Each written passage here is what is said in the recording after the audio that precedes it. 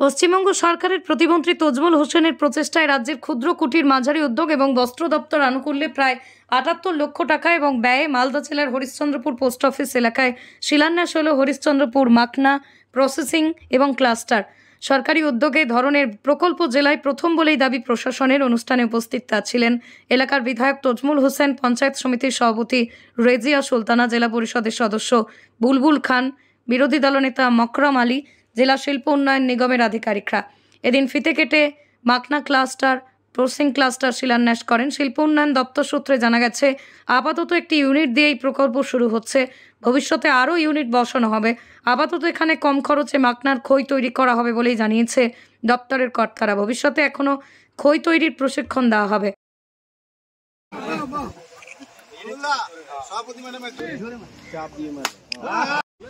Harishchandrapur makhana processing centre আমরা এখানে যে করলাম, তার উদ্বোধন এবং শিলান্যাস আজকে করলাম। আমরা মাননীয় মুখ্যমন্ত্রীকে ধন্যবাদ জানাচ্ছি। মাননীয় মুখ্যমন্ত্রীকে আমরা বলেছিলাম যে আমাদের এখানে হরিশ্চন্দ্রপুরে মাখনা প্রচুর পরিমাণে উৎপন্ন হয়, এখানে একটা মাখনা প্রসেসিং সেন্টার করা খুবই দরকার। আজকে আমরা সেই দপ্তরে ছিলাম, সেই দপ্তরের মাধ্যমে আমাদের ক্ষুদ্র কুটির শিল্পের মাধ্যমে আমরা এই মাখনা প্রসেসিং সেন্টারটা আমরা করেছি। এই সেন্টারের ফলে কি এই সেন্টারে এখানে যে মেশিনটা, যে মডেল হবে, মেশিনটা যে বসবে, এখানকার মাখনাটা মডেল মানে উন্নত মানের মাখনা প্রসেসিংটা হবে, মানে যেটাতে আমাদের এখন পর্যন্ত যারা যে এখান থেকে যেগুলো মাখনা যায় তাতে অনেক রকম কালো দাগ থাকে। এই মেশিনের মাধ্যমে যদি প্রসেসিং হয় তাহলে মাখনাতে কোনো রকম কালো দাগটা থাকবে না। তাহলে আমাদের এটা মডেল হয়ে গেল। তাহলে আমাদের বাজারে এর চাহিদাটা বেশি হয় এবং গুরুত্বটাও বেশি হয়ে যাবে। এর ফলে হাজার হাজার কৃষক এখানকার উপকৃত হবে। আচ্ছা, সোসাইটির মাধ্যমে হবে। এখন আমরা এখানে কিছু ট্রেনিং দেওয়ার ব্যবস্থা করব। আমাদের জিএমডি ডিআইসি সাহেব আছেন, উনি যারা যে এখানে থাকবে তাদেরকে সমস্ত রকম প্রশিক্ষণ তিনি দিবেন এবং প্রশিক্ষণের মাধ্যমে এখানে যারা যে থাকবে যে সমস্ত যারা যে প্রশিক্ষণ লোক আছে তারা এখানে থাকবে। আমরা যে প্রজেক্টটা করছি, আমাদের মাননীয় মন্ত্রী সাহেব আছেন, তার একান্ত প্রচেষ্টায় আজকে আমরা এই হরিশ্চন্দ্রপুরে মাখনা প্রসেসিং ক্লাস্টারের একটা উদ্বোধন করতে পারলাম। এটা আমাদের একটা মডেল প্রজেক্ট।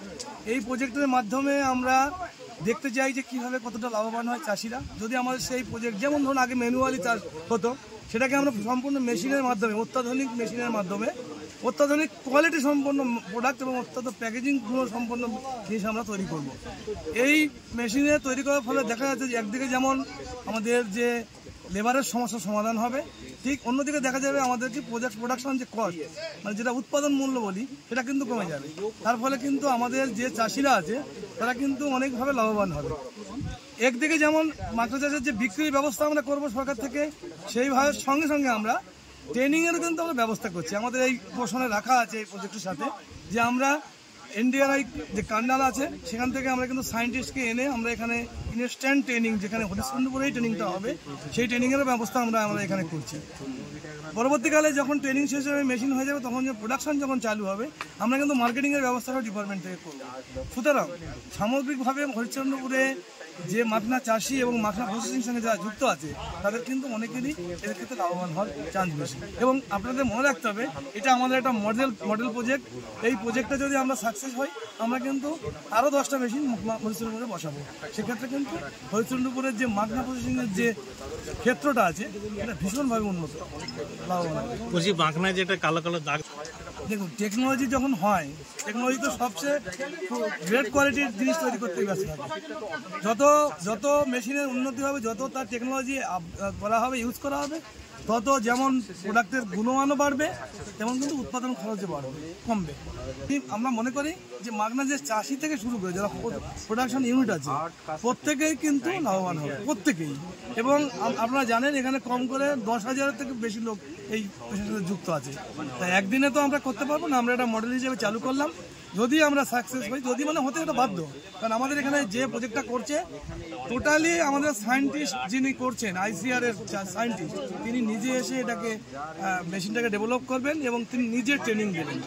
সুতরাং সেক্ষেত্রে আমরা অত্যন্ত আশাবাদী যে এই এলাকায় যে মাখনা চাষের ক্ষেত্রে প্রভূত উন্নতি হবে এবং যে আমাদের মাননীয় মন্ত্রী সাহেব যে চেষ্টা করেছেন তার যে স্বপ্ন আমরা আমাদের ডিপার্টমেন্ট থেকে সেটা আমরা বাস্তবায়িত করতে পারবো। প্রথম হলো না, এর আগে মালদা ডিস্ট্রিক্টে আরো কোথাও আছে? আমি বারে বারে বলছি মালদা জেলাতে 3 থেকে 4টে জিনিস আছে ইউনিক, যেটা কোথাও হয় না। মাগনা তার মধ্যে একটা, কার্পেট মালদা ছাড়া কোথাও হয় না, তেমনি সিল্ক মালদা ছাড়া কোথাও হয় না। সুতরাং এই ইউনিক প্রোডাক্টের প্রতি সরকারের দৃষ্টি অন্যরকম আছে এবং সৌভাগ্যক্রমে আমরা সেটা বলতে পারি আমাদের যিনি মন্ত্রী তিনি এই জেলারই, তারই তত্ত্বাবধানে আমরা এই সমস্ত প্রজেক্ট, আপনারা জানেন কিছুদিন আগেই আমরা ইংলিশ বাজারে এরকম 2টো শেড তৈরি করেছি। এর ফলে দেখা যাচ্ছে আমাদের 600 মতো মাইগ্রেন্ট ওয়ার্কারকে আমরা সেখানে ইনস্ট্যান্ট কাজ দিতে পেরেছি। এটা কিন্তু খুবই একটা গর্বের বিষয় মালদাবাসীর ক্ষেত্রে।